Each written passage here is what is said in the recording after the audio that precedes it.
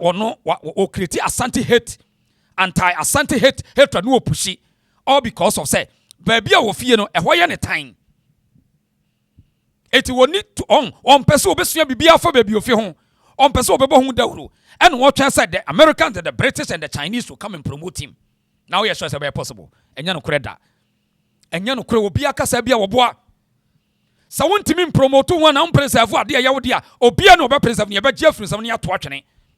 Sana Bruni ba obey the bond of 1844. By no who say any probably brain o coastal lands and when we a week and what you want to mean or touching and was Munimachi. Munimachi na many Asante for nko. Ampa taba for no. Enyan me and umutinachi. No mo so ebe kuti Asante. Me say dia mo hu ne ya na mo hu no anti-Asante rhetorics na ye koso. E mani nya nwanwa wo. E mani nya nwanwa. Na the born of 1844 during the 18th century. Omo ko sign say yan kuti Asante. Onza na me kire say nkete e ka kire. Onim omo nyina pretend because Asante no on twema. Enu tina Asante ni bia hu no on twema ma on defeat. Hey, we lose cross me lose ye. Enu ne ye fro so ye nipa. When you fro so nipa ni kuku odru. When you Ghanaians want to say, Adena we bold, Adena we loud, Adena we open, we outspoken, one tears yes, sir. To give you no why taba. Why taba sao, and pass you omuyama, a fire yanumbi. In fact, some of the Santifono club be, I so taba, or in the names of so gentle. Not gentle, I say, a resource. Eti we mo no be pushi sa anti-Asante hatred no wo mo de ko ba bia hwe ye wo bloggers egu Ghana ho wo mo tu kwan a wo mo ko de se Asante e de kire African countries no ye wo bloggers media guys when they travel wo mo kwa no mo ko di Asante nkonkonsa de a kire abrofo no se ai e ya Asantefo no e ne ton mo Asantefo ne ton Africans no Asantefo na o man prema kwa me nkroma wo mo ne ko e ya Asantefo unim wo mo kafra akanfo na aso mo pese yen fan sha Asantefo no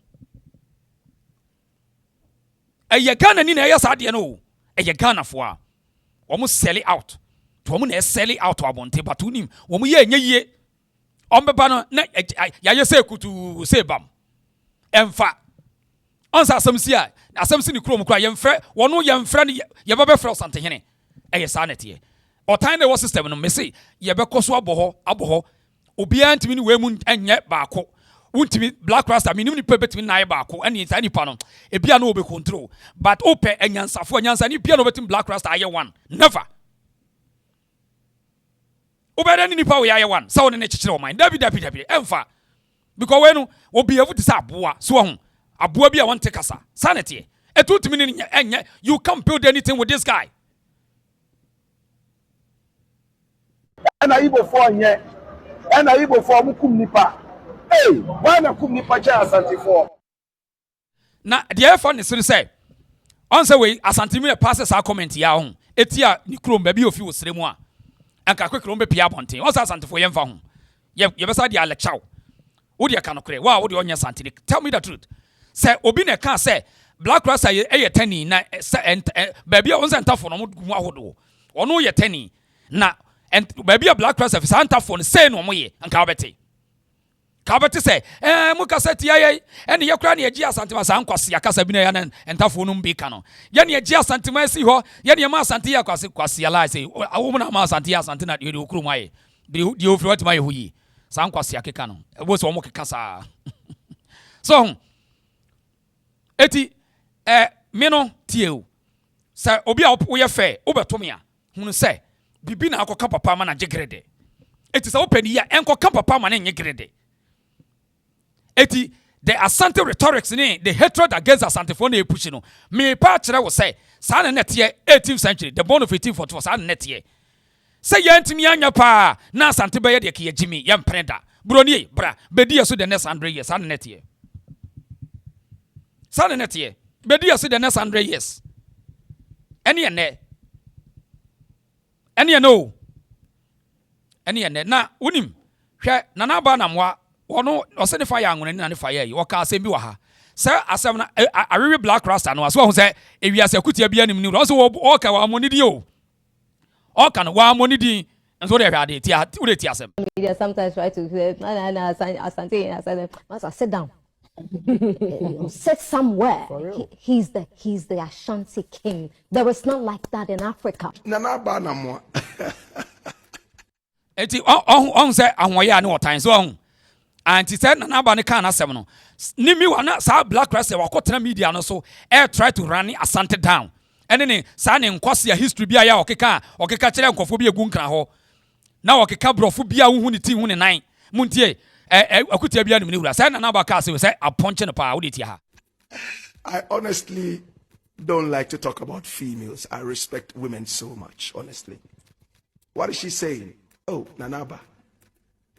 You see, some of us don't hide. We come in blunt like that. So if you come to me with some of these kind of thoughts, you are trying to say things that will provoke me to say other things which will make me regret later. I will not be drawn into this. So why don't you come for that? You see, some people have made up their mind that, oh, they are so parochial minded. They support some kind of people, and no matter how wrong they are, they will support them. Listen, man. If you want an intellectual discourse, come or invite me over. I can come on every platform, defeat you at your backyard, and move out because I have superior facts. Enti hu nipa bia na hu se wotan wo na akoma mu hu ya na wahu. Hu nipa bia na hu se wotan wo ne mu a hu ya na wahu. Na omo na ya na omakoka de abeka ye nuanom na ayi sirimfo ni bi no. Because ye se one track na hu sirim kro free so a. Boss obi wa no de afra wo nyina. Because a time wo mu wasante wo. Na yeso ye ntana se ma wo ntae o. Oye ne yehu na ye be kama na ya wo ya fe wo se wo ti nyina ya wo ya. Eno na ya no mo nte ase no. Ye nuanom no wo mo kan se ya wo be fra na ayo bia bi. So eti we no wo ya na wo ye ne ho se wo keka brofo. Afa kura de yenkoti ya wo so wo no kura wo te brofo che na ba na moa. O de hwe nanim ase nkui. Nanim te se nkui a wo de hye so ti ase. Na ba no ye no wo kire se. Wo enkofo bi gugu media so wo nhye da hu di omo ye. Kwase asem sa o de yenti ase ti ha. You just need to leave a room knowing very well that you've created an impression. That is your brand. You need to be known for something. There are people who are walking around in the media and they are not known for anything. So, for instance, they are just ubiquitous for nothing. They are everywhere but nowhere. They are on Twitter, they are on Instagram, they are on Facebook, they are on LinkedIn. They are basically everywhere, but you don't know exactly what they stand for. So what are you known for? If you come to my Twitter, for instance, it is all trolling.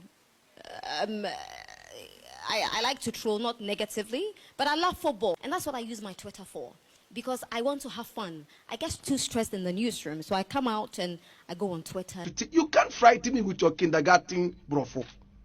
I'm a professor when it comes to speaking English language. But what you want to muntie a clown way. Muntie a Teletubbies as a cockroaches. So the muntie no. So we know you're professor of English. But oh, mo amote Britain. Britain ni be na kambro force ni tonation ni vocabs and afi ni accent. Britain ni be na kasa se de akoyi kasa yi. Brofo wo kan brofo country be na kasa brofo wo kan. Say, or no, you're professor of English. You can't threaten with your kindergarten. I mean, this Ghana. You can't frighten me with your kindergarten brofo. I'm a professor when it comes to speaking English language.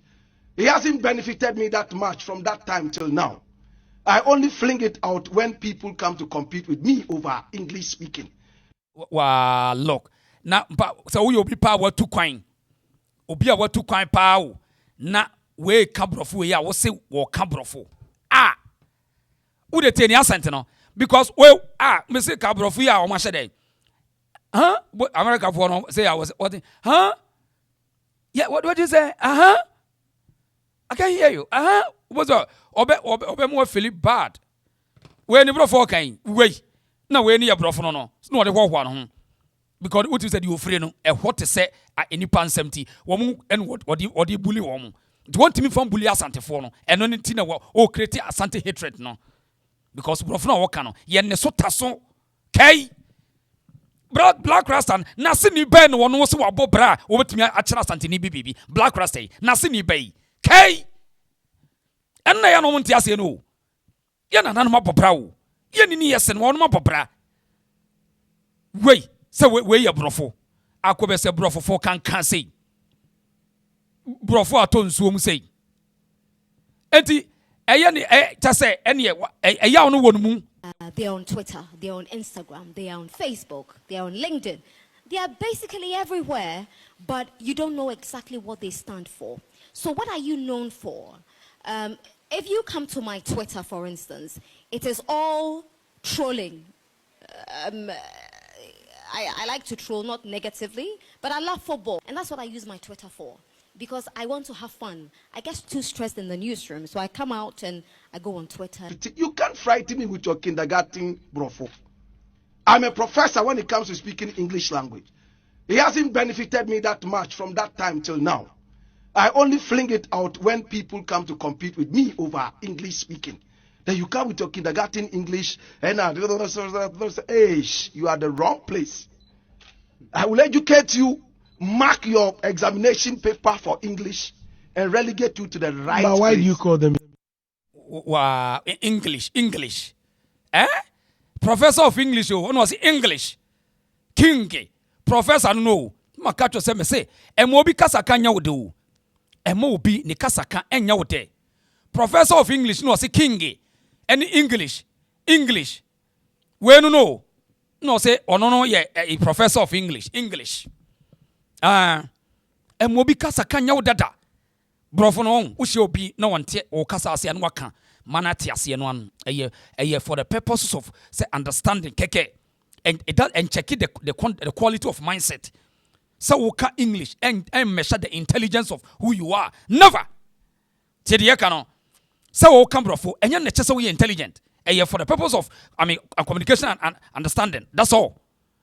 Inti professor no wote brofo no no de free stream no de tenkran no de hunahuna wo mu ai so on problems e wo stream pa on sa wo ene de wo nkan o ehun hia wo mu da dabi from Rollins be sinne o ma yusu stream fo be sinne enkroma di kan Rollins be to aso mahamai sa be sinne hwe de stream ai on sa ne de wo nkan da wo dabi ehun hia wo mu ahun hia wo mu kra oh baby John Muhammad gina so say ya o to for we ya no de akọ dada sere for Mr. President say ya o okono ogina Times Square no twa pictures eti wo mu na free sere, most of them they can't talk about John Muhammad, but go to Bolly Bambo and see this the real, go and see for yourself, you see the ratio down now New York now twa pictures presidency o a whole government machinery hwe wo de hwe nkura sesem say we Nasdaq ukoko tuasika obia betuma ko tuasika na ya streaming on Times Square, a whole government machinery. What a shame.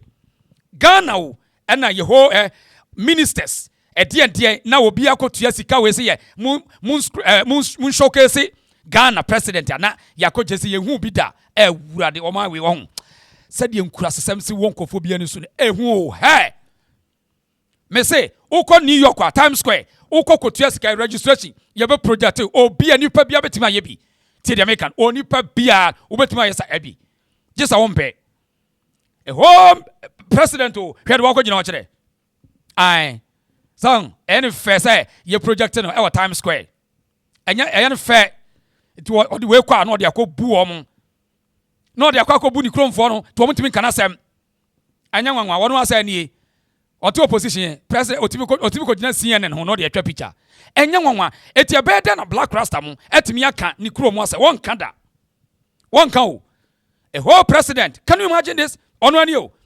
2012 for wa bemre no gina CNN logo ho na we ebede broni wabu wo de kan kro ebede broni anya respect dia man wo hu se wo ye weak wo ye chese ade ankoda na yo a whole president, whole government machinery.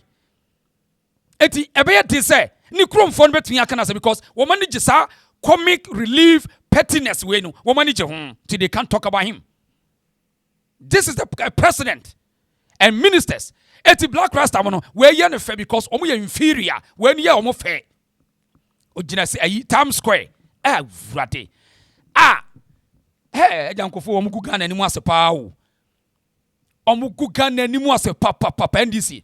Enya nwanwa se twoboy fo dodo na to abade ma NDC. Enya nwanwa se twoboy fo eni tro mo mpa obi o ye critical no NDC mpa obi o ye nyansani wo party ni omo mpa. Ye pen twoboy fo no na omo di akire na omo di we scam wo mo. My God. This is interesting. Enyo enya kra na bosuki na nani agi na ogina wem na oye photoshoot mampani ni ye photoshoot o oye photoshoot mampani a oye photoshoot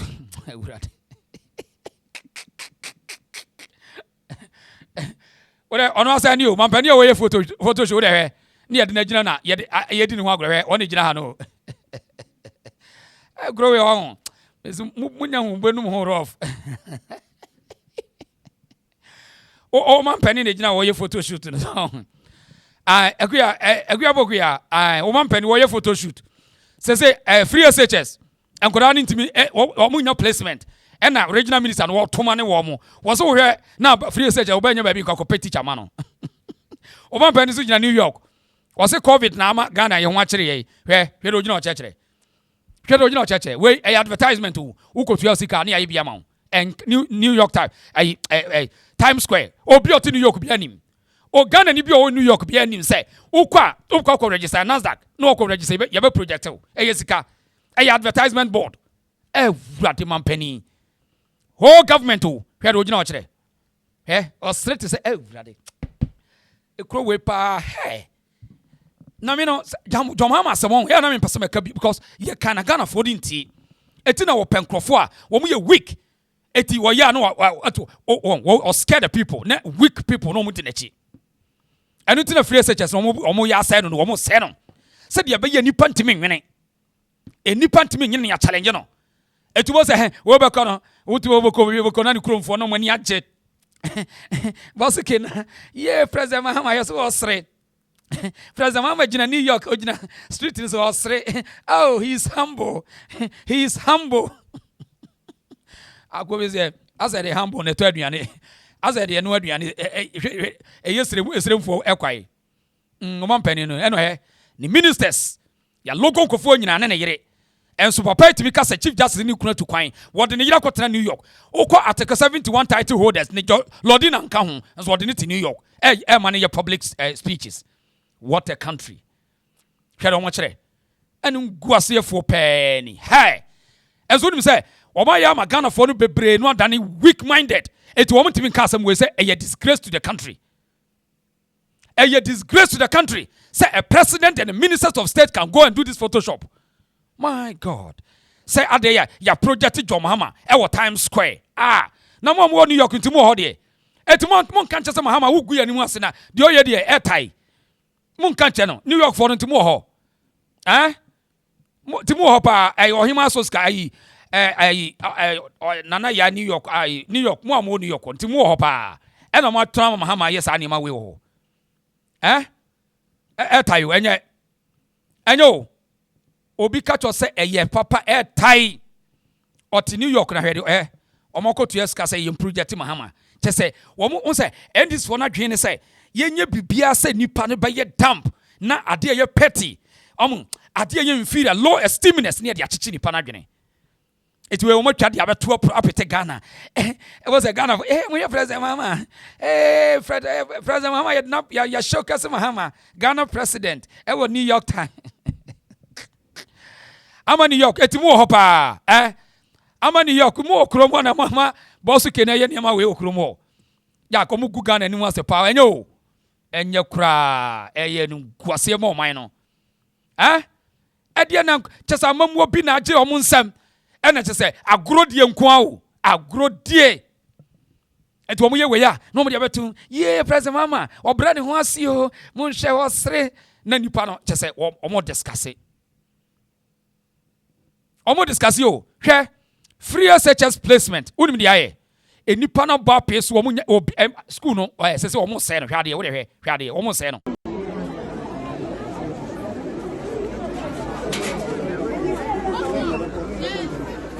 Maybe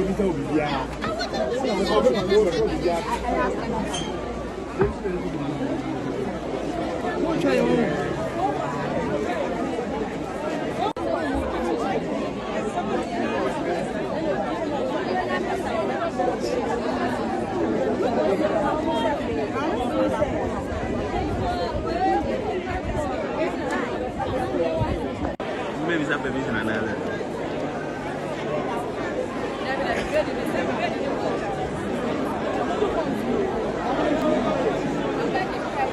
Eti dia wo hwe ukọ Accra Ghana Education Directorate won kokọ hwe de ekoso Ghana Education Service and the school for nkura no parents na akostom me ho cause free researchers no emfa na ukọ a regional minister no wo Accra ho no ototo mane wo maami we de me say Muhammad na nya nwanwa ma wonim kasa chese mi hu maami we na be ka say Accra is for guns no wono awo me who minister wa bought lady no wa born too much kai wa bon mama fe the vice president kura ba mu bi grandma bam say no mami we wo ha mo wo da muntie ensamfo o ka kire Ghana for parents rate ha break their hearts. Like I said, the father your word wants a preferred school and he doesn't get all schools are schools. I mean, I don't see that. The fact is that when you don't get a preferred choice for your ward, all that you do is that you get an extra teacher for that word. But my most priority is that to make sure that it is out here. Also, so we na wunya school ma ba na kope private teacher de ma no. Na woni all can we so no. Na John Mahama ne this for the year campaign say. Free researchers no muntimi no. Wo mo say the private school na be ka ho. Me se Ghana for no mo be bom nsama Mahama. E be mo de mo ye kan no anti mo so ten. Me se parents no. Hey, wo to abati akufuado, you pay the price. Wo to abadi TMPP for and na me ye betimi ahwe ye ho and ya the free researchers na scam and at the end na me so obi pa wo northern region na wo yes ade ni bia ho oso akatua emra wo so enko so because hwe sade ni pasi bra northern region pa na wo tena semandis we scan abegina ye and free researchers scam we don't like it na es for nanado take your free researchers eno ne Sama mi ya wo ye regional minister mi hu minister wo ye so arrogant sa akorade mi hu bi da o ka o say wo hwe na wunya bi akopɛ private teacher former oba no munya hu hwe kra munya me say o kasa anyhow sa woman we na nya nwanwa o ye ndisi ni ntia break their hearts. Like I said, the father your word wants a preferred school and he doesn't get all schools are schools. I mean, I don't see that. The fact is that when you don't get a preferred choice for your ward, all that you do is that you get an extra teacher for that word. But my most priority is that to make sure that every child here gets a placement. I mean, a school to attend to. That is. Eti o say asem no ka ne buofu wadwala akura ne buofu wadwa chese na hi kura say mo pe mo de free stage awurade hey kuro we se be shemu ha de ba ko pe entina ye ba aye ono ye former vice ye former chairman any hello ayezu ye jiramu ha me mamu nyina yuko say aya ye jira ha ye kwe ye jira ha ayezu choboy ana ye jira ha no a president former vice president former president John Dramani mama ntine yo hanum Ezu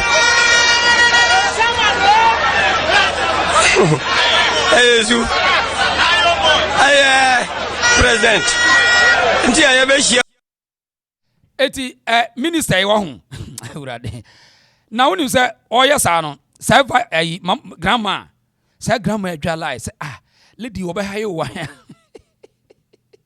say grandma adwala na grandma say hey am sun kasa was say try to explain free SHS placement challenges politely. Polite. Because when you say regional minister no a creative problem na wono mama grandma is say dey say wono dukadaya. Grandma aka so be resigning. Maami ya your friend regional minister na no accept grandma pia bonten. Grandma say, hey, you no problem na bani amun chechire mu ye mu fa polite, mu cheche politely why? Na de mu ye de. Mu toto mane wo dodo. Ama mu ofu kan kan pe ni. Hey! Ama mu tan tiny. Enya nwanwa, ye mo so den Ghana fo na nkasa no. Nenti MPP apratete pa ni NDC. Hey! Hey, mo so den o.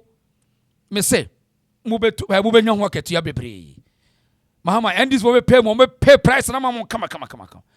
Eti grandma say ekwanya minister na kasa no wo ha o say niema say wona tie kire o esi bosu ke na echi bosu ke na wo ye photo shoot ono wo chele ono wo ye Hollywood celebrity o chele ai eti grandma tie kire ene yes wo ye wild because ne boss na e photos no so eti grandma say minister eya tobu nyambo chechechire mo na de na apagya o ye tie kire ya no twe unu sama ha makogina UN ho se eye covid na ma Ghana ye bre ye mblemu covid ne economic challenges eye covid na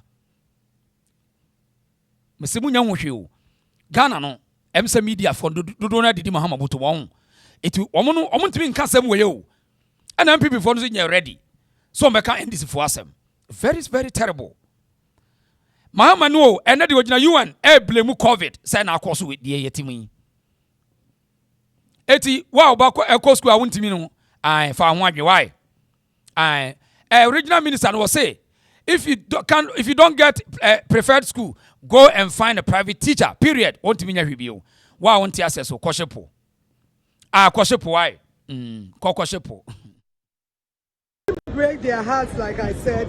The father, your word, wants a preferred school, and he doesn't get. All schools are schools. I mean, I don't see that. The fact is that when you don't get a preferred choice for your word, all that you do is that you get an extra teacher for that word. But my eti munya ready why obi ansa be kanede eti sa ne ma wa mu nyina no ti bonko so black rasta no omuntimi nka ho asem o dabi because waje pa yeremfo ontimi nka ho asem because kan ho asem a asem beba ontimi nka wo hwe kwa me plus we say when you send a student from Gomwa all the way to Paga as a day student, that's not free research, that is punishment. It is an beba munyina obi ansa be kanede it we are no beba o mesuagu konsuency for mesuagu trim some say mo jeje mahama so eti black rasta mo no sankrofo sa no wo montimi nka mahama asem da bi eyo mo hyi eti yen create anti asante rhetorics any hatreds enfangum system no yes eno na bebo wo eti mi de mesrem asantefo eni akanfo no ma wani nya den. Defend yourself at all cost. Defend yourself at all cost. And tenasi mo muya message adwuma ma wo. Men tenasi o. Because NDC ni ade papa bia de maye. Hwade Okujeto set to welcome another 40 additional deportees from United States. They say nipa 40 say ba be kan Ghana ho. Ai. Okujeto no. Ayo foreign minister anti-men's why? Don't cry, you. Don't cry. Baby, don't cry. Baby, don't cry. O foreign minister, no. Eti a agreement on America akosanya. O matimi bypass parliament. Eji nipa free America edigu Ghana. Ayasam sebe. Ese nipa 40 omo ba another 40 eba Ghana. Interesting times. Okuja to Hàte-Blak no. Aye interesting. Eti bibia mudija ombia no be say nansa no mako. Bibia odi jump yon be say no. Eti ntina say omuntimi kan Nigeria for asem no. Because oma dwen say oma ko sign dark agenda. Oma say dark agenda because ade a won ye no. Utimi mfa ade we SF for parliament. Obia no betima say ade we that approval of parliament and so oma mfa parliament o oma ye. 40 adikaba another 40 eko okuja to Hàte-Blak kwa onam oye photo shoot on no ogina mbi on amehwe wona touch ho o touch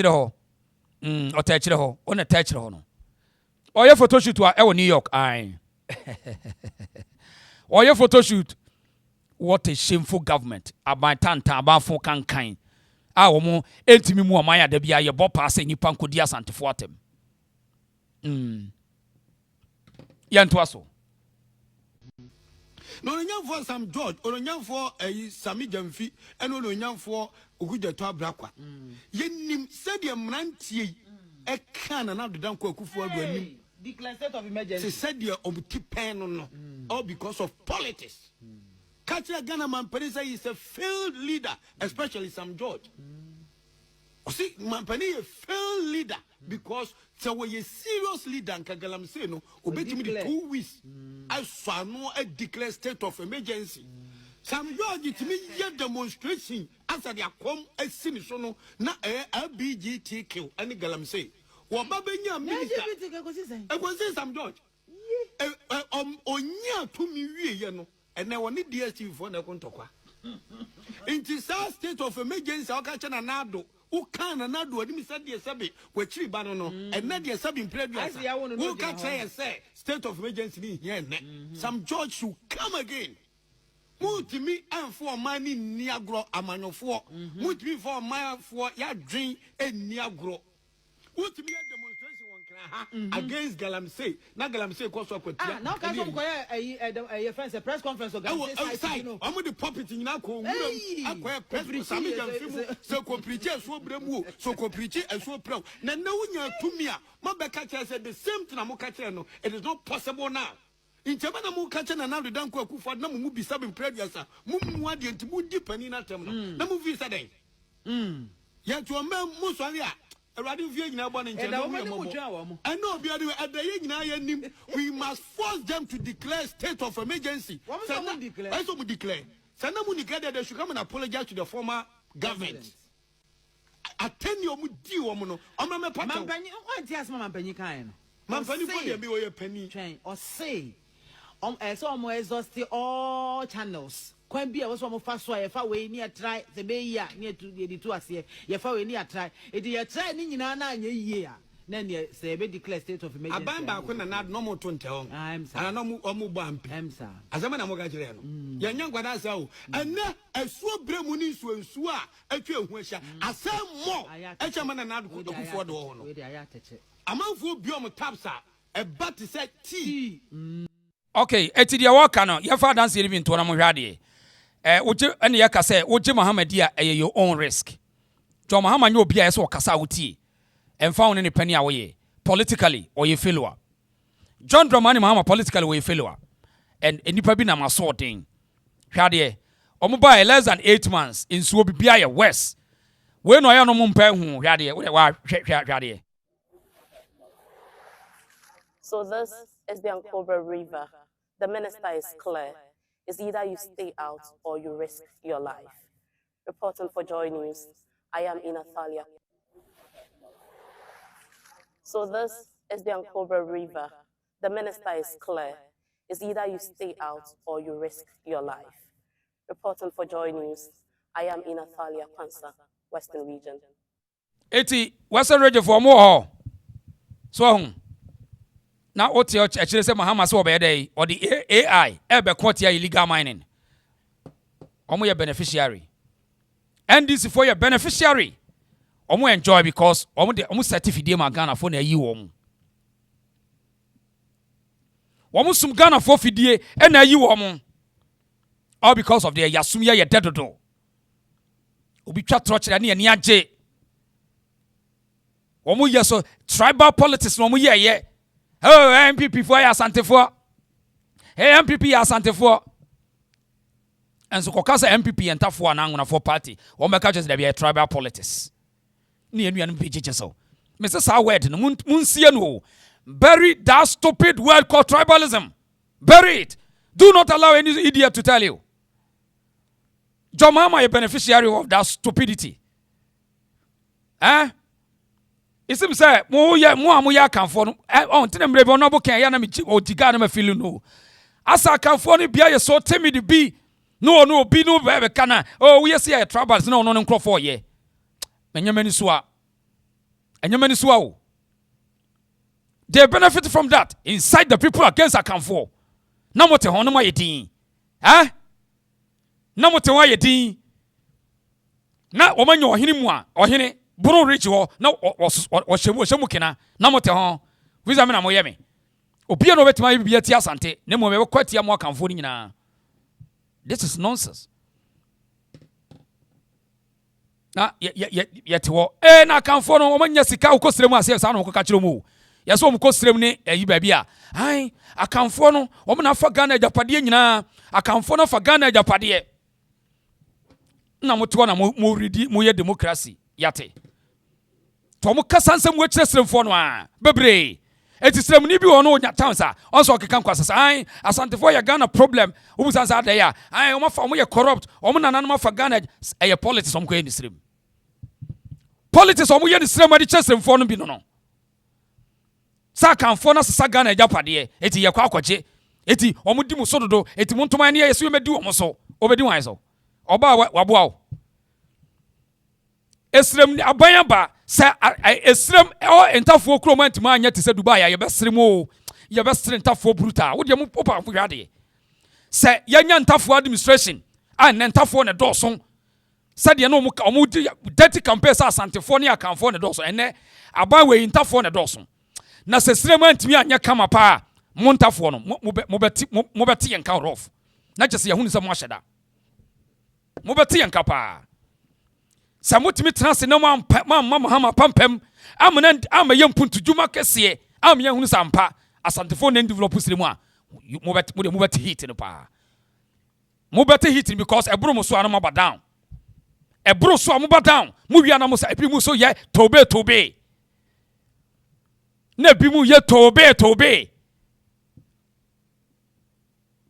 mon krofo na akogun kran no mo na ye yie eno de mo nhwa na mo nka obi be kape ena o kan yasam ena de o kan de wa mu ye e de no ma yamam hwe de kuro mu aye o ga kan mo to papa so rise obi sham nkura sam nsore sese mo ban na aba ese sremfo ne ntafo aban na aba wo de atena se emo ni nya den obi anka me ameka kire mo aban we ye sremfo aban samantimi anhye mahama kutupa mo anyere ne pampe ama wantimi antutu nsuo ensu papa sabe nipa ne mo na num nsuo no ya nya sa de no wo sremu a me mu bio samo anhye wo kutupa on because say no aban we ye sremfo ne doso wo de montana ho na montana ho mo obi koka ye se mu konya nipa fia bi koka na mo ye concert me ka wa wo ye be man fa be sie ni na hwe se wo ni beji a etai tie Captain Smarty go money pause dey.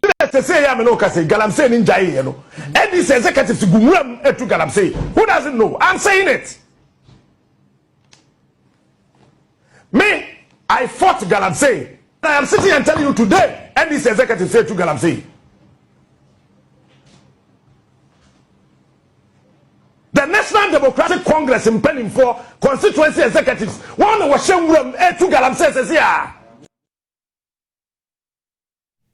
Enti wo de tenase wo ho anso mo amuni pa na ka kire mu wo de tenase so anso okay sa MPP ni na koka yanka na iyoko sa useless institution o mama na ye no anka samre oh ya ka kire wa twatra to yeso we want him to come and answer some questions anso say these executives na to galam illegal mining and these executives now te was say obi a wo ya kan ni utima mahama timi convince wo wurade enye corruption ne bribe je na wo wadwene mu a mahama interesting times ahead yanto aso eti bosu kenai ya ka kirem na mwanti wona gina waposu waposu osie ne wurade ora mu wa na we no na we lodi mama lodi na se won posu say ya na ase say bosu kenano no waposu ai adie wase wanyankofo mo adwene mu mra to abade ama na abe ne dai bosu kenano no ai cha ma posu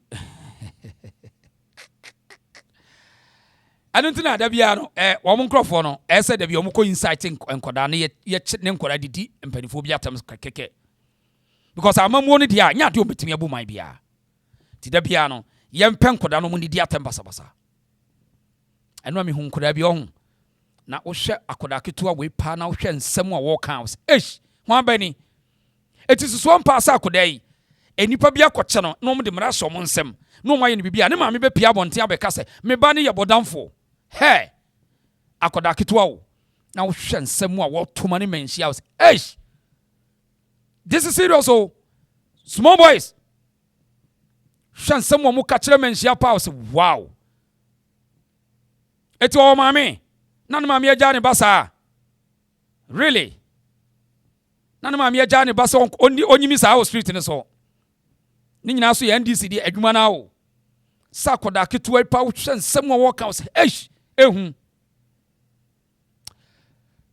Mention for Fanchamao. A trend be koso but esa me boa mane na ye nuanam ani da ho edi nyina ye adwuma hyehyɛ wo hwa akoda na wo hwa asɛm a wo ka kyerɛ yewura ho yewura kafra na media no wo ye bibi no amfa dance amba nipa bi si wo nte ye ho joma ama se obi didi na tema na se obi ye anti hate speech or the IP address be kwa kwache se nipa no pacho mebo we na we asantini na wo di NDC achi na se dwomhama ne police ankwoche sa akoda ya na wahunu sa we NDC na ya asantini a na wahunu sebe wo jimi munti asem adanse enti na mebo yade na so mebo why to so we NDC na we asantini a na se mahama ntimi amfa IP address ankwoche sa akoda ya na wahunu jimi a wo di NDC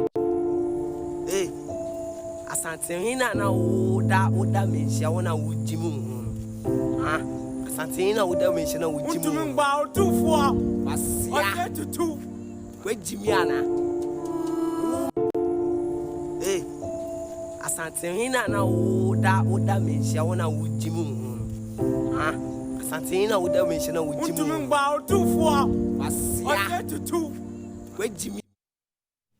Auntie, can you imagine, sir?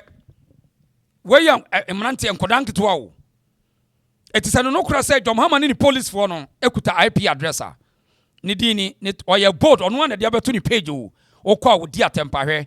Nanaba whiskey. Ni page no. And to say no crase. NDC for NDC police for no. I say they want to track down Obia would depend Mubia to Ampacho. More we asant for no NDC for no ye can. Say a MPP for no more persecute almost there be antesano. Na Mahama person stop it and Yamano. Me pacho. And not adiachi, Diam Kudai. Very sad. Eti Susan Passa Takrading no motina uncophobia quacoyum bibi now for Pia Becase. No Mobano Wayare or Wajin Yadie. So only we are city. I know Unquao. San and Cramophone and could I be so as I say yes, Uncle 70. Would it you? Anuntina, and I'm a TikTok na ye catcher so be any ye. Na watamfo eya do son. Na whoever respect us, we will respect the person. Whoever will treat us good, we will do same to the person. Na will be our tan sante sa nipa no yeta no ye beta na kosi se wiase be say. Say no kresa. Ti de make you. Na unim. Enai de mu ye nim dada ye hunu bia. Hey ye nim say etu dia de no a muntimi no mo be target ye na ye be bubu mu nsem enkakra na woni wo mo tu wo mfo wo ye kramuni a wo ho muni mu nuanom nkasa sa wo ye muslim muni mu nuanom nkasa fi say ye penkrofo ye emotional islam muslim for most of them ye too emotional na woni enkramofo nkoda bi do ho agimbi wo ho na yenso ye betreni asantefo nkoda no na ombe tachi mu base no ba bia be ye wo ya etimu no mon kasa visa onim okọ TikTok a esim se omani age akwa wei obekono de tasba sesan ye no ho na wo ye na Mohammed sallallahu alaikum atambel alawako na wokotie nsem wo ka kire sante no fa sante hini din na nsem wo ka kire sante hina very shocking etu onim wo ye kramoni na sa wonim kasa ho mon wo ka kire mon nkose mon krofo no fisa wonim obia obabia makoko ye ne ya sa wo se omuo santehene sa na ye befa Mohammed chief imam ne ayo mo sabi pepepepe won say me cast my a close na me dia close no and a condition tie de meka no fi se wo se ummu osantehene na wo de otumfo di betimi aye de opa saa na metimi afa Muhammad din e de aye de mepɛ tie de meka kyerɛ no na wonim sa ye se no ye treni ye nkrofo no saa nipa no ye ho mu nyina dodo na so ye nordness wo firisrem e na obetena kuma se e na wono wasatimi fa osantehene din na wo de di nkwase asɛm na wonim eba saa no a ye be apeke akwa Muhammad ye be fa Allah ni afa chief imam ni ahwɛ de animogya ne be ne yakese etunim we are cautioning them. So we are Muslim, stay away from otumfo din. So we be kwasi asem. Stay away because ye nimbabi ye be someone ebeye mo yakese. Te de yakano na ye gusu kwase wo mo okọ TikTok a na obi a otu na okofo otumfo din. So I otumfo am yakob Muhammad Mustafa wa ye kramoni to mo wo ntiase Allah nko na e gotumi Allah nko oh really no for otumfo din no de din kwasi asem. Yenti akwa we so. Assalamu alaikum. Micho bibi an baby am voice do no be otimika bia. Allah sum dwen kan obi an baby otimika. Allah inshallah bia. No weapon except Allah. Only Allah can defeat spiritual and physical. Try and see. Wachiguo umpaidi. We empty. www.crossandie.com aka advise yourself. Michelle Bibia. Here, my main cancer when Chama Santa for me. And as some American, so may Bompire say, Allah bear madam now to echo pure tune for. Ma Santa for me catch them praying, near praying fan. Me know a promenade make a son. Share. Man, I'm more supper or tune for. Ma Santa for ne be na mo sopa otumfo nti ya mo mfele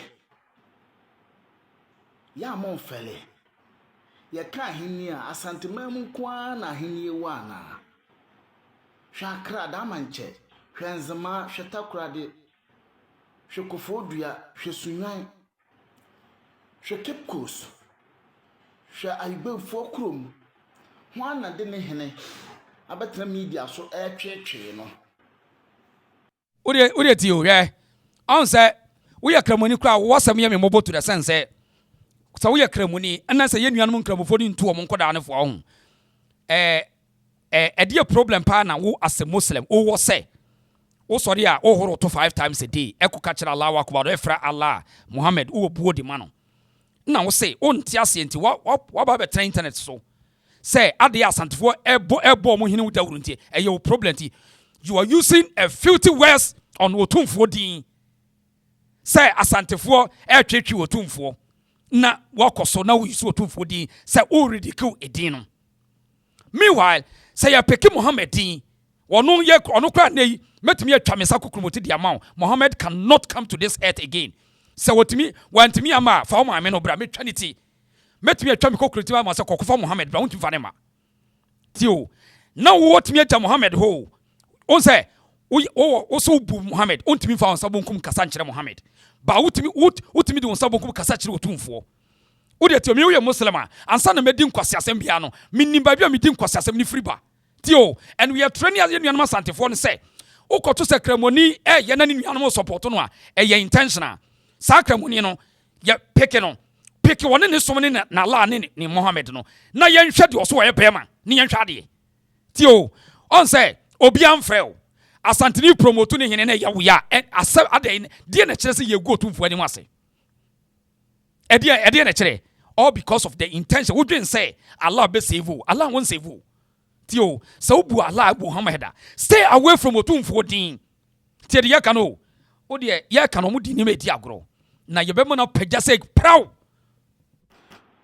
ho na de ne hene abeta media so e di ne ho few asante hene me ka kire o pray wo si wonim de o mano o mu di hu few o de asem na ho ka no asante hene me ka kire plain wo si wonim de really o de munti o me ansa ne ye be man enkofo adi nkwase asem no ye di ka pa nkwase asem na ankorema ne yabobo ano enso wonim say so ono so na wo ka kire ne say Muhammad wo ka we kire Muhammad say Muhammad ye say won say ko be lie e ko bo say o da bi mo yesa wa ko too far sa otumfo wo ye yani otumfo ye asantefo ani nti wo tachi otumfo tachi mani eti sa wo otumfo amedi mani krotwa manse hu no ti o na wo Mohammed awugini die no oye ghost oye saman ontimi mass ase we so ontimi mawo eye wugidi enti me mfa ho ba sa wo se wo di otumfo din no obe kan sa de wo pe because wo ye dey wo Mohammed a sa ne ye ba horo Mohammed amana ye wo ya na wo da ho ntimi na wo ye kramoni aso akomam na wonim de amunuanom ahya ase ye pese wo ye no se yensu ye treni ye nuanom no na we will give them boot for boot obia wo ba bia obo a ebe ye ne ya na mumu de ne ye anim se ye be ka no ebe hye momo eti misuma mo I'm afraid for the ebetimi de ayem anya sa ne ye pe no ba ye ntena se ma wo kramoni a wo obi Mohammed wo ye ghost wo ye saman otimi nsore ma wono kra wo respect na wo se otumfo amedi mani krotwa mansa hu no wo pesa wo di ne din ye de ope really you are one and the eboboba no se wonim de ba ka wa hye dade che me say media no so hu ye makwa mo bia nyana emfa wono ne som emu mfa ye so da tie de ka no because me ni Allah ni connection bia Allah want me nya hwe mame Muhammad mi timi nya hwe mame tisa wo say wo pesa wo de wo subject wo mo for say ya ridicule wo mo a fantastic mo nkoso na mo nya sa ne hwe wo de ti o me we wala wo Muhammad me mfa nya hwe me e na me meka ho asem enya me dia me mfa ho because me ni connection bia ba sa wo say wo be respect Allah ni Muhammad na what disrespect wo tumfo din a sa na Muhammad din no ye de beto gatem eti aye question na me de mamo wow we kramoni mon kantra mo nuanom say they should stay away from the hatred against otumfo din no so omkoso ye sa omkoso ye now come page so omo e comment o mani age e to mani asante nyina ye nkramofo sa you hear from us otumfo o ya asantefo ani eti say wo don sa kan otumfo don sa kamani na mani bebre eti de mon koso why me bebo mamane sankofo mu nyina ye do ma to radar so enche wo bo hu game bi be play no highway ni so ye be play game bi ama wo da ho wontimi na wo enkramofo mo mpa mo asane ya na emi ya enkramofo mpa mo asem ena bia eye me ya ma wo mo because se ba bi yedu no se ye hu ni sa o ye hu ni se omo ni atra ni nto wa ebe otumfo so eti de ye be ye ni se ye be trace omo maame omo kro mo hene omo busua omo som omo wom se de ye be ya now they will cease fire no mo say say yakoka de ye nka yes yahuni ni nyina se sa na ye ba be no etu de mo fanto sa because onim obia no ye greater than otumfo tie de me ka kire no obia no ye greater than otumfo eti sa on tie ase aka wano tum sa wo ka sa Muhammad ye greater mo me mfa ho en come court me nko ka Muhammad asem ba sa wo say wo be ka Muhammad asem wo be respect Muhammad chief imam any wala no na wo do otumfo dina ka de opesa wo ka we will pay you the price the same equal the same said your pen no tie de ka no santini bia anya ready ewiase obia no bo de ye ne de ahoban obia so osu na niwa obia ntimi nkofa de bi mehunu no obi me ka asem mfa me de ho no nka so ofa ne ho adi tie de me ka no ewa to ewa sisi enough ye nuanu ma munya nkramofo na muya nkramofo a ade ekoso nyamode no mumpa kwa bi so amuni munuanu bekasa munuanu respect my current laws but when they come out they talk trash and we will respond them with gatamunsuo you better respond with gatamunsuo tie de ka kire no eti yahunu nyina ho wo de mo nkoso na ye de osantehene oye niwa na ye kan sa otan no kwa me nkuruma be ye bi en wo de share nipa mu jeje rolling so ba beto aso en wo ye na enano osantehene ka asem bi se yasase su sika ni nyina ye de ko omo de ko eti nanano mo mani nya den ye japade nyina na omo de ko ye ntie krowura osantehene eti se wo offense was as so a wo ye hunu o ni ene na eka wo he pass as so a ni ehunu ni ene ti basa no a be kwa traditional council wanya bi ye oba nso wanya bi na royalty na ye den equity na wo mu a wo so nya na da ho afebo ma mo dididie no royalty na ye ni abra ye ka ho It is a war offense was as this one. Oh, you know, or near an neck. Or he was as this one near Basano.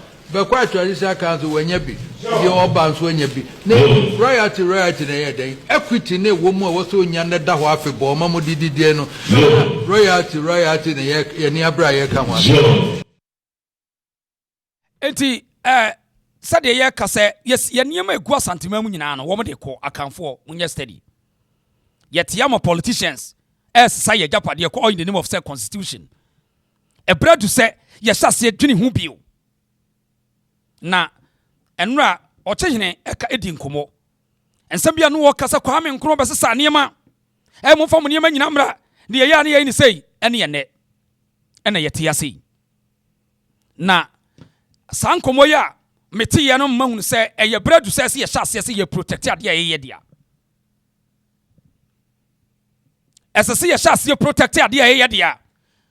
You will say to a 2 for Nanotum or Casasimia Chananum.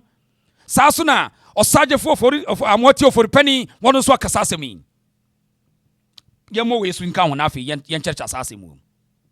We have to change our attitude in this country. We have to change the system that we inherited from the British.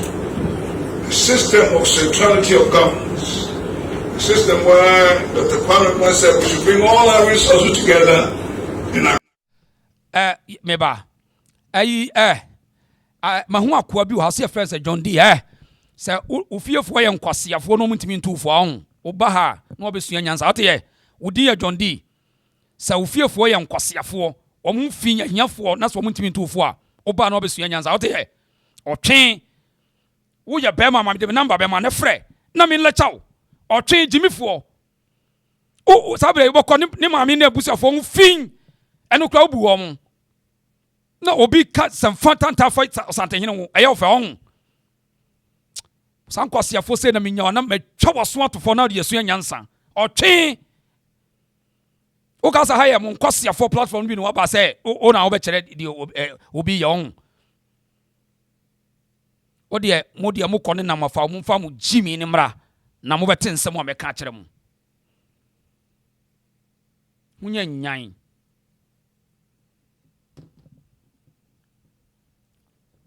o ye kremonia na watu nkrofo ne fo say otumfo o ye important than any other thing ti de make kire no o ye nipa ye de ye ni hu no ono na ye ni mo no kraman ho afia mo tete nwuram ni gata ho ne de ho hiam otumfo na mo de be atwimu se won kwasia na mu jimi no yese saa de na mo de na mo jimi kira manfo yese obia na ye jimi kira no saa word drum kro no o de mo pa mo ye be bom mo dan de mo pe no o te ntu de o nyansa nkotu kromfo no fo ntu nkramfo ni bifo na mo pa o de mo nkoso we are training the people na ebeje mo nsem o tweba samro be ko ne abusuafo hu fin kurasefo bi a won krama ba preko ba bi sa no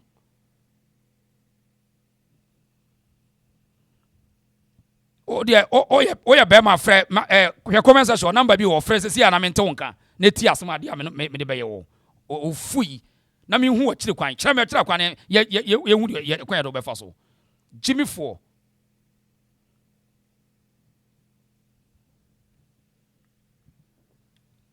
number nda comment section betimi afrɛ 0242073114 why frɛ sisi a why ofra me fa na me ntio na me nkire onyansa sɛ wo ya boa de musu mo Jimmy kwasi ani mu wate yento aso eti san kwasi afo ni we ko na san nkramofo no bi no a wo mfi no wo didi gatam no wo no mpra kodwunso ne bia sa wo be kom no sa type of nkramofo no bi no a ne ho fi sa me wo no mpra kodwunso nyina utu se we wo wi pra kodi wi anu anu ne dwonso asa ka ho kwasi ato Jimmy 4 yeah well no tell say answer me so maka me say ye nimba bi e ponche e be ye wo yawo na mo wi sa prako na sa type of nkramofo na wi prako ni bi no ma me wi say e wono a hello what is your ba nyono my god oh sorry okay. Me ka say akwa bi so ye be ma na me ka so na e frɛ no anyo no ma me Mami miambia hon man why nyabotre hello. Me ko ba bi ma me nkas me di akokra boy na taman san ma kwanya san nyabotre. Me ko ba bi Ewurade. Nyabotre. Ade na so ka de, o so ka de. Wo ye jimifo. Ko tram ko sese wo damne keta so a won na so ya so. Mo pene sa. Me wo fi na tue ba te se wo. Mo se fo nyina na tue ba kunya kwasiafo nya emu aka mo no fo mo nsuo. Emu ama me kwa etre nyambo nyabotre no o ma no nya ya njen obi a o de na maka me se medical issue we disclaimer o me say me wo ya kramoni a me mfa ho me Kristo ni kura me mfa ho wo ya me o mo nim se me Kristo me ka wasem ba wo say me wotumfo ye mani sa wo se wo de wotumfo ani be ye fom a me nim be asema me kan wontimi na wa nti we disclaimer je say obi a wagimi ni wontema se wagimi ana wontema se enkoka otumfo ase enkodi di asante hina tem unim na fa asante hini di enkwasasem wo ye kramoni no mepikew na ye kan ebia na unuane bi wa ye omo ya bat ontimi nya hwe soso fi se wan koka me kan ya enka ma ne sei ti de me kan o ntu de ma use disclaimer all platforms o de ye be koso ya seche wo nyina se enkramofo ma abonten me ko hye wo nua no sa na ye be ba abonten ne ya be chirim o de mon koso na moni nkwasiasem ya etuo na mo aye obi o bibia ye obi bibia bi ewu eba na esi be wu aye be wu ne ye tie de ye ka no ntu de ya na ye se nkramofo no ye se nkramofo ye violent no ma jack munshia de shintia wo de nso share we mfa nipa da why wo de mfa nipa da nti akwa no onfrɛ John Diaz wan me de number ma so wo ye be ma frɛ 0242073114 frɛ se sia wo baba la ne so na mintie o onya be ma kwasi ala sei o ja wo kramoni utimi ba be kaseti otumfo se ade a na wani age na ye po bi o wonkwa Mohammed no otumfo hwan na wonkwa metimi enu wagya ne matwa me nsatea de amawo se kofa Mohammed bra na so wamfa na amba wo de utiri beto metwa utiri se hyew e de akire wiase wo betimi aye untimi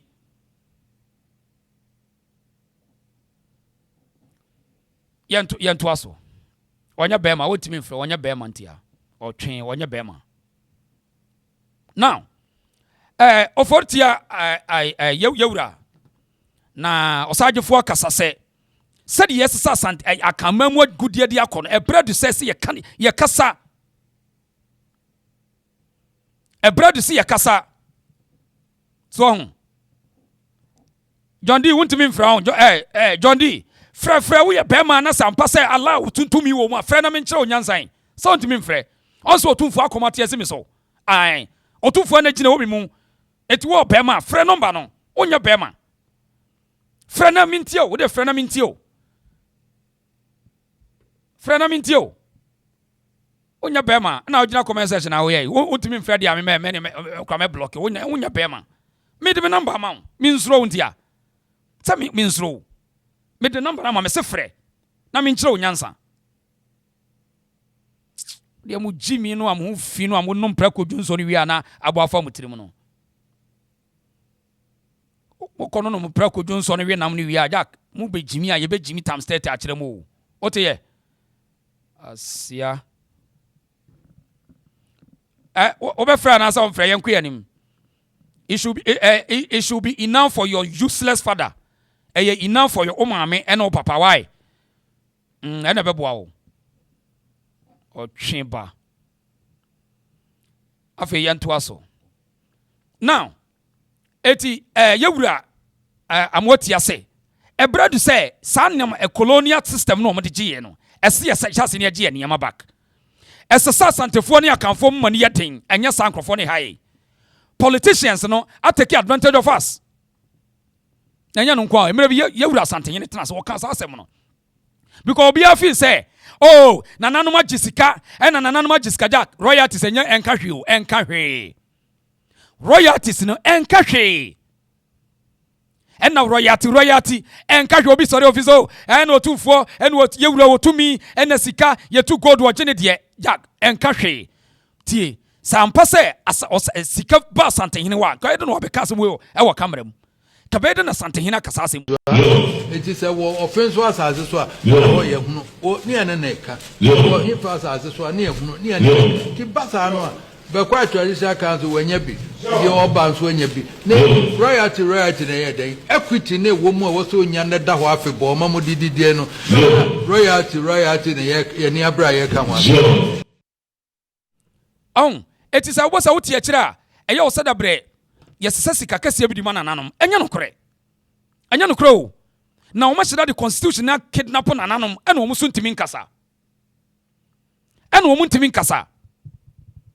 we are sure say royalties sika kase bi na comment ya nka ye wura ba be ka asem we to come lem so onim so waka politician betimi akofa achi akwaji sika ye de bre wo mu enya no kore eti brother say nipa na waka ma mun sorry constitution nipa na ye emra bia ni nipa na ye ena hwe the resources egu o man nim ena politicians no edi ye saa hwe central region hwe western region hwe bunu ni hafomantem hwe sika egu asase ase free hoko hwe sika yetu na asantemem edi e pantina yentimi si gold factory ba kokra wo sankro yi bia so enso hwe sika yetu free wode ko ni yete hu sao uche eastern region hwe sika pa yetu free ho all this political class in not take advantage of the system all because of their constitution how mesre say yen shasi ni enwin kwachire enyo nananom ntia se enyo politician ene wo bechichir kro bia de am obia edikan yenkotie yewura asantehene saa asem we yewia na afi yato so ha se yentie sede one asantema chiaye no ensem bia yete efi se wo ma fasika bia ama yentie ase provision na wo constitution na ebomu no yen hunu ko yen de be paso provision na wo constitution na ebomu no yen hunu ko yen de be paso san man na se ebe na se be constitution review no kama se na se be wo compare paso na sa ma ni na na so bo ni na bi ho na se be o man no mputu ni o man ko so no let me back out western region western north e wo nyina mines wo go na ho no nti o mu ntimi inform company me yemfa ma bi before ni yemfa nkopa busi ama ma yema e hofo no nyina nya adwuma na sika no so nka Ghana zo mo se western region western north ni nyina se be etugo do ho ti ho no se be obrantie no ba we yetimi de na no se be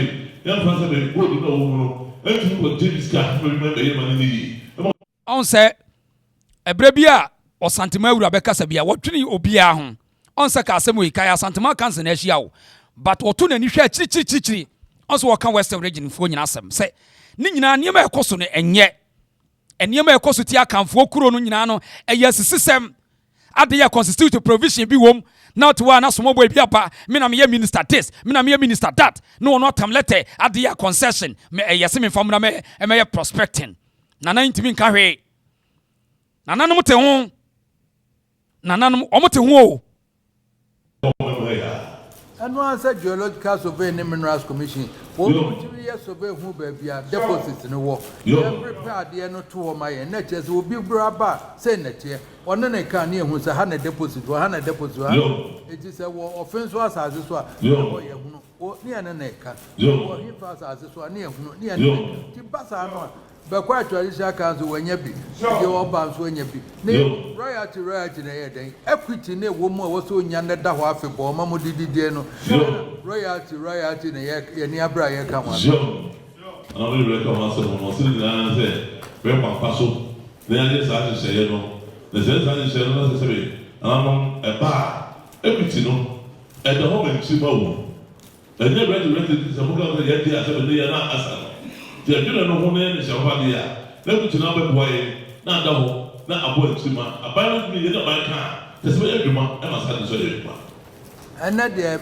minerals commission for minister no mba ya no the ye be yi committee na ya to adwene aboa wo mu se ne concession oboa si ohini for paper mineral royalty eba no say ye no one ye man license na say no be baba ye mining wo konongo kwan be ne fa so wo hene no involvement ne say and the any aba dwendwe ho ne atintim dia koboa wo mu na wo mu ahihye ne yie say de be ya woto a ye ma concession wo enkran wo ba no abedwan ni so ma concession wa bra na nanim ho hwe I know de enye de be ba no mo hwe ama ye ne mo ne mo ye nhihye pam na yie yewura nyankwada asem nya no ani no mo tenkran ne atam krata tentententen ne ye dia pa concession nie na na san ye ye no amapa na na ye nkwa ahemfie kwati no sa eno ano ewie ne ye to go do afra sassinim ne ye dia kogu nkran ne ye dia kosisi mansions anya asem ne nya ya o na a whole Ashanti region ye to go do to besi ne yetimi nya gold so mfa so okuro no boss politician is so smart to akosha chire say nananom age wo mo de really say nananom age wo mo de it will say they incite the people against nananom almost wo mo timi nkasa ti asema ye wure kan yo ya de ekoso boss wo ma sheda akosha chire na wa ba say ye kwa nananom ye ko hu wo mo enye no kure e de ye hunu 1% royalty 1% e de ade who be took best 30 years. It be to 50 years. Are they royalties? Eti mabruna mwaka mamu muntia na sorry o. Because constitution is for the people. And the people can change the constitution. The constitution cannot change the people. That's the government. So it's important say or maybe ano o collateral wo any the resources. It is yet yedi na political class ni yusu o madwea yaso be hye yaso ebeye hye na bra bi ba said you musi dufun efuntum akanfo asase no ebeye interesting work o my wem ebeye interesting e wo my wem o mu funtum asase no papa na yedi agro ne e kina bi betu no ho me hu yanka e de ho me chifa wo e de ready se mo ga yedi asase de ya na asase the children of women is your body. Let me to number boy, not double, not a boy to my abandoned me in a bank car. That's why everyone I must have to say. And that the Minerals Commission for Minister Numbaya, and no, the BE committee. Joe, now you have to a junior boy almost a concession or boss you in for paper. A mineral royalty about no saying, no 1 year man license, and son will be about mining work on. Kwan be ne fa so wo hene no involvement ne sen and any ever drink ho ne atintim dia koboa wo mu na wo mu ahihye ne yie so de be ya woto a ye ma concession wo enkran wo ba no abedwan ni so ma concession wo abra na nanim ho hwe I know de enye de be ba no mo hwe ama ye ne mo ne mo ye nhihye pam na yie ne mom ne kase de nananom anya Minerals Commission fo mu nyama ne bia ye na wo se ye ne constitutional review kan ne ye hunu kwan ye de be fa so e be ye ni and not there, assume Jahan, mining engineer. No legal counsel, lawyer overcome. I did Sabronum, who's overcome. Commissioner, I did Tommy Abraham, who was Lands Commission. Was overcome. One half as for him, where I'm for. On my own son come. Monye Minerals Commission for proposal, Nina, Diaban. Na mo analyzing na mo friend ananom mo share da man ananom nyina obi owo bibia o meka na mo ntro ne nyina within 1 month na fa nkoma wo mu say proposal ni ya wo oba ye mining say ni ji so mo ye no ye royalty say ni nim so mo ye na ye fan say na mo de paso ye na de ama wo mu no mo ahwe say de be ya wo mo yi wo mo final report akoma abanya me no mo de aka ho enti no de enei bosume Obashia Nanan Standing Committee, legal counsel, no more no more shishing in our come. Nanan will be a wide be a fat day, Yake, Munina, Momo, Mom Fancho, Vancoma Minerals Commission for said a bay to be who say, and Yajina, yes, she we are a very achieved house on transit. Here proposal to a constitutional review committee, the end of the net a chamber task and answer Yare. Now, and near my pins who are constitutional, what's your chance in the proposal? No call. National House of Chiefs in Koya, yes, you have to trade the Yako. Yen, you who say we're in the higher. The National House of Chiefs in Muna, you will see who the woman and yes. I know the incarnate when I'm see a Renia. And I'm saying, you will say, I bet that ministers, you bet that commission for us and net. Eti Krora 242 Yura, or you know, Yankwada, Modi, everything. Now, walking on say, as some walking in now, constitution, no, any panesano. And you might be Broma Kotiana, and I'm not, I cut the courage. I say, or Mamma Amanyofona are dominating an animal. Would you said any or something he can say? What church and Simufa? As the system of constitution too much. One must see in Chrono the states and one must see. And you thought that you be say, as I say, a crusade for federal state, no. Because it doesn't make sense, say, what to go to for what's to be seen a cry in Timinye. Yentimin to chill crow. Yet to meet at the stroke by Chill crew, had your boss here, and run here come and swass him. Eh? Shad I have critium Kenya CIA. Now, yes, say, when I now ho, so what he know. And so, what he know. What some political party no a political authority now control system no through the constitution. And you will say constitution no the review committee and you maybe was yes no. Woma shada ye na ya jiw to me ye na ya je nanan to me. Enti nanan wa nanya politics. Na what you woma say politics dey amanyo. Na is woma dada woma was woma dada nanan.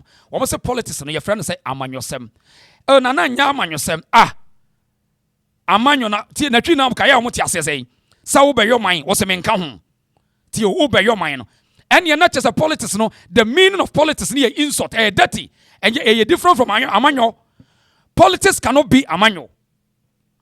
I'm saying it's a politics. I'm sure say it cannot be amanyo to the sense say well said you omo ya no person yi nana no free mom say nana ya ya mra bi say provision say nana men nwa amanyo sem nonsense nana yetu nso onfa ho ye kwan ya nana mfa ho yesi school na wonfa ho senka na aguso na mfa ho na amanyo ne de ade ene na amanyo no entrase ne different from the omo ka kire ye no and the meaning of politics is different from amanyo some there esa na ye involved and no omo de trick na no omo de trick omo se be ya omo stay away eto omo shada ko di atem eye niema friend man niema tantanti ebe ma na stay back omo adwuma se de adwuma no ma hyehye no ntina na be stay back omem to okodi di atamu na awie no onya nipa ne tumi na no aba no na beto party no na be ye party no ma be genchia. How come so politics ye as eya manwane nso na nanka ho? How come nana no sorry o mun sorry na munyinam na kuro no ye mo de asaya ne nkora ne bɔ mudin esa politics no say am pass ya manwo dia nana no should get involved because they are part of the people. This is interesting. Asama yewura kan yi saaso na wachi ma yewura wono so kan the same time say breadu see ya besa sa colonial constitution rule na ya di sisi nananom na nipa ne benefit hwe achimem wankoda egu benefit gold ho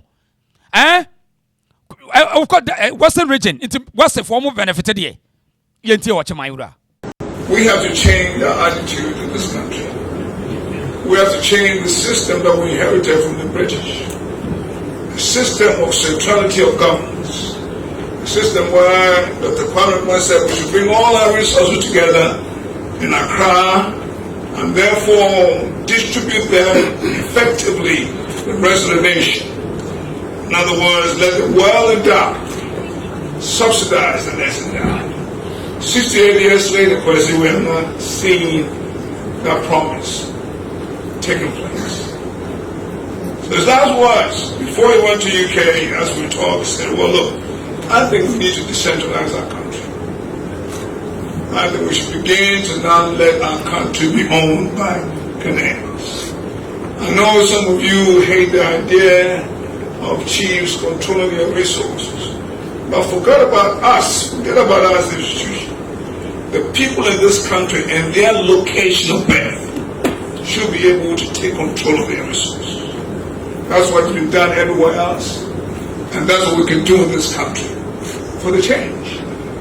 You cannot tell me that in so many years that we've been here, there's not one single farmer who's a cocoa millionaire because his cocoa has been taken away from him. The Western region is the poorest region in Ghana, but yet is the richest in resources. There's something wrong with that arrangement. And that arrangement is everything has come to a crown. And the promise note that will bring you development back has not worked. So Kwesi and I talked about it. And he said, Sadfo, I agree with you. I agree with you, but we need to speak about it. He said, one thing I want you to do, as you continue to do, is don't hesitate to speak. Your voice may be unpopular. Your voice may be lonely. Your voice may be misunderstood, but speak anyhow. Because we cannot be passive in front of evil and wrongdoing. Ewe, eti weye wachima ura na nakasa. Asimo kan ye obia tia nani beje. Se ebredu se ese ye kasa. Na hwan ese woka no. Eye wo ne me. Onno de wanyina o. Se wokoye sese ya. O ma be kana. We won payasem. Eti se enipa no te education na se. Na wo mo sore ene amanyofo de si ene na beta amochi. Obeta amochi. Wase nkruma ye wase ye denam ye je japade de akonkana koye ena abesi ne aka ho because political class no benefit from that at all time. It doesn't matter the political party. Eti ya na wo mebusa wo de fa party na wo ne to nchen. Say you to go do from obuase besi ne over 67 something years. Say the obuase tie ntie ye ofe. Wo de che de adanse tie ntie ye ofe. Say yes, gold for a refinery, and as a gold a year near Kusinakra, a yofe. It is a mimi incited the people of us. Adanse said they should rise and stop them. What was Obakade? Ayan some tantai. Say Yatimia to gold Wabesine. Yetimin see gold any factory be our bossy. And yet more densem. Yura Motia of Urpani Kasan was a day. Western region, one of the poorest state. Or region. Obwa. Ufri Western region tini papa mwa. E dia resource ne mfiri sakro mu mpi. Kanokre. E dia resource ne mfiri sakro mu mpi. Osa adwofo kan obwa. Ye wura kan santehene ka wobo di saabi. Ne yete ho. Ene omode brofo sem. O kan brofo kire ye. No, me say o ma bia wajapade ya resource o resources ene ye wajapade. All these currencies are strong warriors. It is backed by natural resources. All these countries, talk of America, UK, China, Russia, UAE, all these Arabian countries, they are natural resources. Natural resources now would be a siwa and now the bobosia, they are penning dear. China is so occupying media what the natural resource be a war, not in Kodana occupy human resource, human capital. Because you need to train the people. It will natural resource now to be see a war. Now they are training for human capital. Where the anymore? The tama near your cotton near the cash. Near pity. Your tam near cotton near the cash near the cash. A fear cast. What a weak society. Not at home.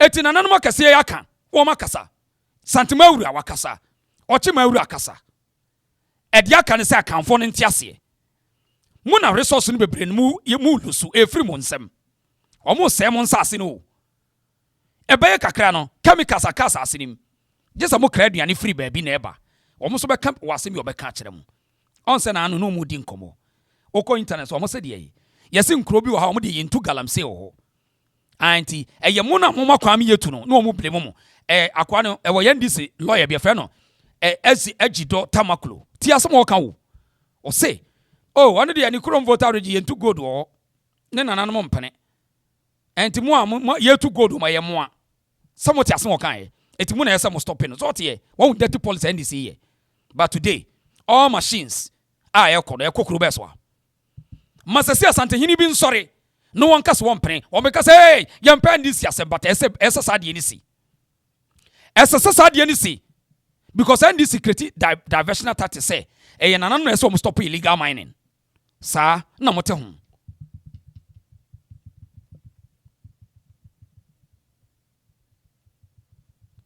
ya amase say kwakwa na hweme won Mate, you be kasa. Sa no hwe me on. Mate, ye be kasa. On, ene yete ho. No mo ye no ma set na nanum up. Na nanum so wo mo ka brofo na ye mo de. Me se nipa na ye constitution o ton, constitution and mamoja e mankwa. Asa yatena sema wo mo di constitution is scare. E nipa na ye constitution. Enya ye betu asesa no. The natural resource na ye lose no oman ye collateral no. Sa wo natural sesi sa wo gold wa ye real. Media we me sheda no mom ye free Egypt bra me enya real. Ye gold nsuo bi no mo dia ye enya real. Me koto sa de we farofo no. Ene wo mo ye ene sa de we. Eti ya ye ba sa obi okuta real gold. Obetimi ayi di ade ne ba ko school. Obetimi de ne ba akọ school. Pajotie ne ye pa o. Obetimi de ne ba akọ school because of say oyi ni gold na obetimi akoton. Eye the backbone, natural resource your mind be a backbone. And them say check country be a powerful. Check the currency e dey na treasury. America, one more natural Federal Reserve. Federal Reserve no, one more oil any gold we betimi ahwe we the next 100 years. The United States of America. UK, na me one video bi kra next come cover side video. One more gold industry on. Sa gold reserve no, eno na Barclays Bank, all the banks no, eno na hwe omo na control. Omo reserve for ebetumi ahwe wiase ekosi say a best over 200 years gold reserve go UK. Eno na British pound strong. Eno na British pound strong. Same as China. The entire China all building massive infrastructure, roads, train runways no, there natural reserve. Or oil or gold or be baby and what yes see now the end the holiday or G because won't mean Mr. Comedy UK or more reserve be video names are cautious and or archives or down. Examine the barbecue. Or my almost gold a good up Barclays Bank now or more channel and you go to Kitwa. What could we say we are gold in Abbey and what you could see. Eti se now sorry now to say the British pound is stronger. O ka say dia. A natural resource. Na ye yempa ni fo ni nyanti ase sa. Omu nyanti ase. Eti ye omu sada bre IMF na be ma Ghana economy aye strong. Wo ye funny. Obi odwene sa bia no, wo ye kolo. Wo ye weak person. Obi a odwene say IMF na be ma Ghana economy aye strong bia no, wo ye weak person.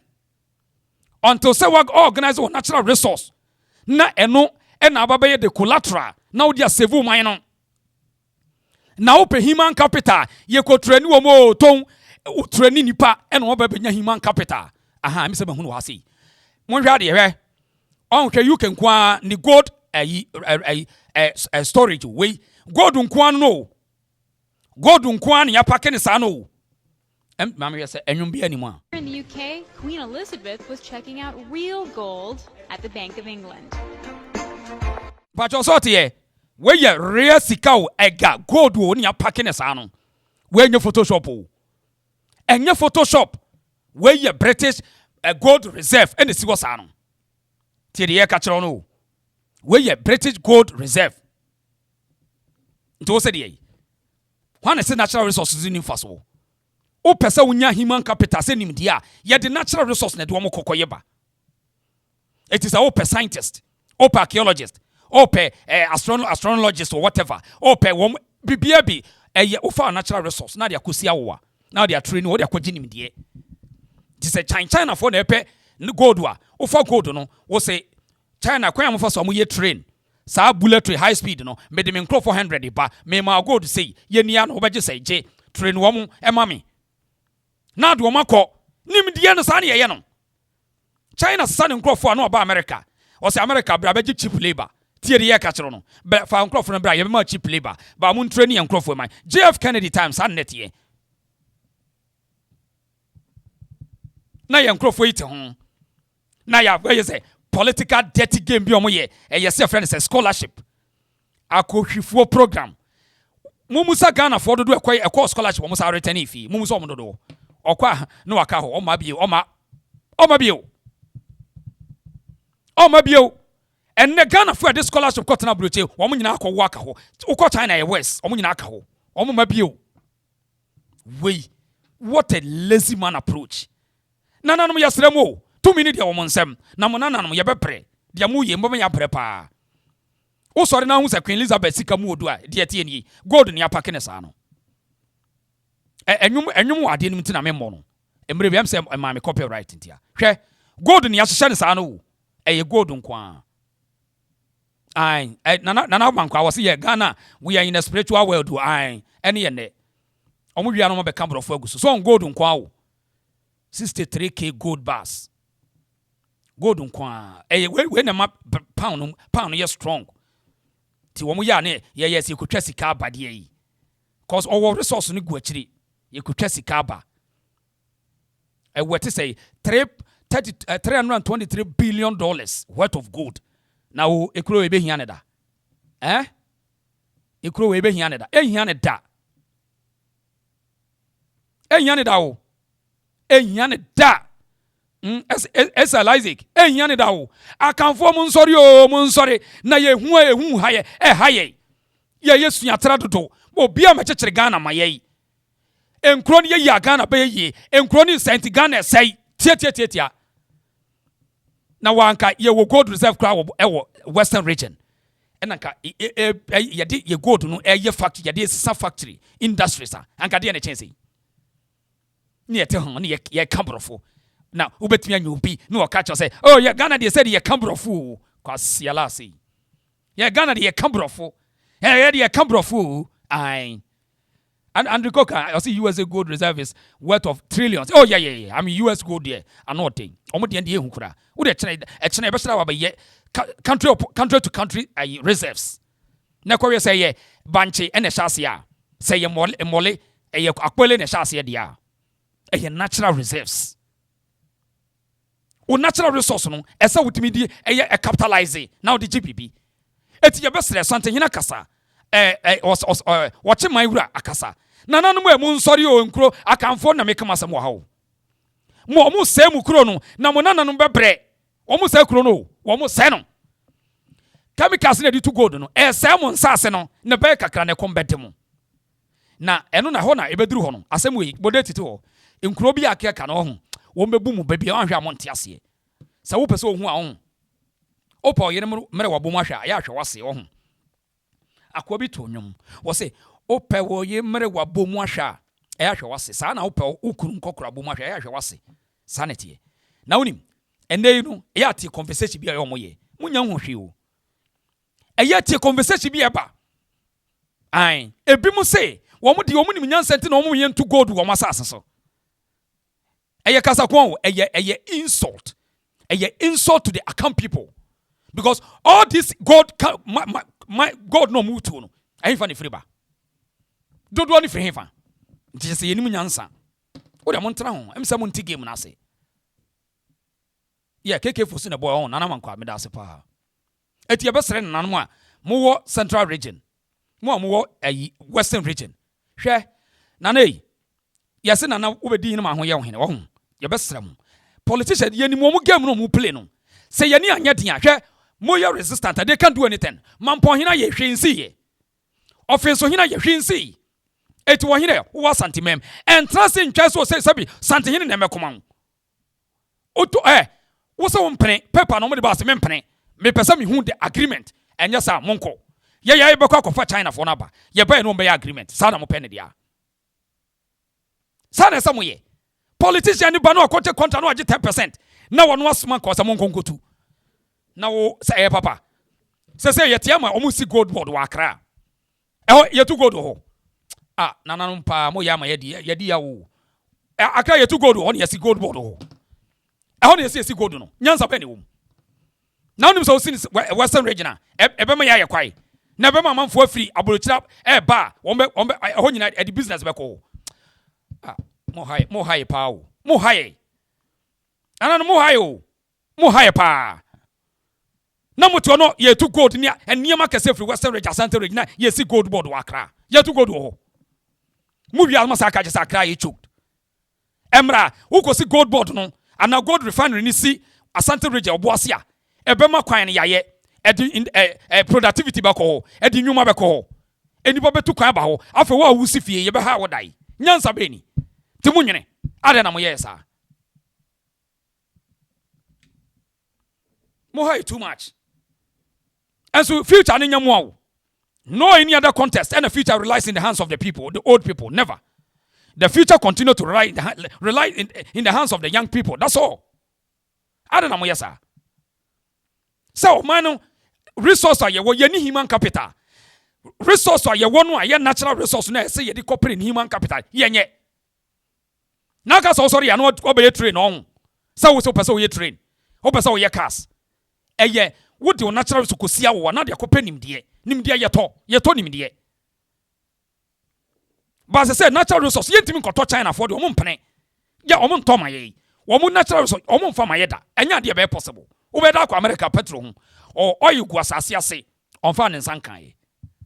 Okas were Jimmy on or protecting the country for the future. Or protecting the country for the future. Country bear number ni. Yeah, he's on. Hello. Hello. Yes, sir. Yeah, I'm speaking to my brother. There isn't show. Yeah. Where are you calling from? I'm calling from Malaysia, but I'm from Upper East Region, Ghana. Okay. Thank you for joining us. Yes. Yeah, let's hear you. You're welcome. Let's hear you. Yes. I want to thank you for your program. I've been following you, but concerning what happened recently, where that guy had the audacity to insult our Otunfo said to the second. In fact, I think nobody will condone that because he's not an ordinary person. Otunfo or said to the second is not an ordinary person. Even if, let's say, me and you, I cannot just sit down, get up and insult like that. Never. To talk about someone at that hierarchy.